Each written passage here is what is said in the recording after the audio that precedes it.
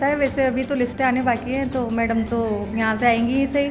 और कोई रोष नहीं है जनता में, सबको विश्वास है कि मैडम आएंगी और विकास करेंगी। अभी तक राजस्थान में वसुंधरा जी के अलावा ऐसा कोई दिग्गज नेता नहीं है कि जिसे कमान सौंपी जाए। चुनाव में हम ये देखते हुए हैं कि पहले बीजेपी ने चेहरा आगे किया है। आखिरकार ऐसी इस बार क्या मजबूरी है केंद्र के सामने कि इस बार कमल के फूल को आगे कर रहे हैं, वसुंधरा जी को आगे नहीं कर रहे हैं। मेरे मन में तो यही चीज़ है कि मैडम को टिकट मिलना चाहिए, और जहाँ तक है मिलेगा भी सही। जो अब आगामी जो लिस्ट आएंगी उसमें मैडम को बिल्कुल उनका नाम आएगा उसमें। हम झालावाड़ की अदालत में हैं, यहाँ पर वसुंधरा जी के कार्यकाल को लेकर बात करेंगे। वहीं फिलहाल जो पहली लिस्ट जारी हुई है बीजेपी की, उसमें वसुंधरा जी का नाम नहीं है, या उनको प्रदेश की कमान सौंपनी है। इस विषय को लेकर भी मतलब आला कमान लगातार दरकिनार जैसी बात भी सामने आ रही है। तो आज हम इसी विषय को लेकर इनसे, जैसे अधिवक्ता हैं, उनसे अपन राय जानेंगे, ये लोग क्या कहते हैं।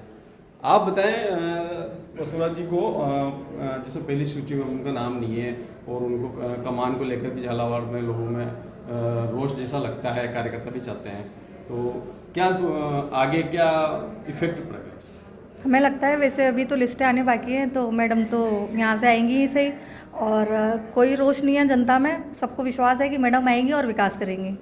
तो जैसे पहली सूची में मतलब उनका झालरापाटन वो सिंगल दावेदार मानी जाती है, और तो उस हिसाब से लोग सोचते हैं कि उन्हें नहीं किया, और एक उनको प्रदेश की दावेदारी है, ये भी नहीं अभी फ़िलहाल उनको नेगलेक्ट किया जा रहा है। क्या आप सोचते हैं कि नेगलेक्ट होने से नुकसान? जी नहीं, मुझे नहीं लगता मैडम को नेगलेक्ट किया जा रहा है। वो जिस पद पे बैठी हैं वहाँ पे नेगलेक्ट करने जैसी कोई चीज़ ही नहीं है।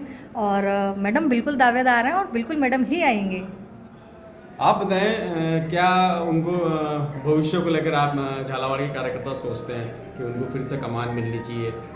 आप भी क्या सोचें इस विषय को लेकर? आप नहीं भाई, अभी क्या है, मैडम राष्ट्रीय उपाध्यक्ष है, और ऊपर वाले ये नहीं चाह रहे हैं। ऊपर वाले चाह रहे हैं कि राजस्थान में पूरी भाजपा की सरकार बनेगी, और भाजपा की सरकार कमल के फूल पे मोदी जी ने भी यही कहा है कि कमल के उस पर चुनाव लड़ा जाएगा, फिर तय किया जाएगा।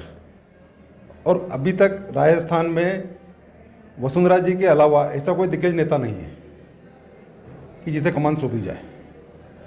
तो अभी जैसे पहली सूची को लेकर भी बात कर रहे हैं लोग कि पहली सूची में ही उनका नाम आना था, क्योंकि वो झालरापाटन विधानसभा क्षेत्र से सिंगल दावेदार है। नहीं, उसमें क्या है, अभी यहाँ इधर हाड़ौती की और इधर की जारी नहीं की सूची। अभी तो वो क्या है, शेखावाटी और उधर की जारी की है सूची, जो पहली सूची की है जारी। और ये जारी जो इसी जगह की है सूची जहाँ पर कांग्रेस की सीटें हैं मैक्सिमम। भाई मैक्सिमम सीटें कांग्रेस की, 40 जो सीटें हैं कांग्रेस की है, वहाँ पर जारी की है। जो सांसदों को चुनाव लड़ा रहे हैं उसमें से नहीं करके भी 20 सीटें बीजेपी की आएगी। तो हमारे इधर जब भी जारी होगी उसमें मैडम का नाम निश्चित है। क्या वसुंधरा जी के भविष्य को लेकर झालावाड़ के कार्यकर्ता सोचते हैं कि उन्हें प्रदेश की कमान फिर से मिलनी चाहिए? देखो, सबसे बड़ी बात तो ये है कि लगातार जो वसुंधरा जी है उनका बायकॉट केंद्र के द्वारा किया जा रहा है, जो कि सार्वजनिक तौर पे सभी के सामने है।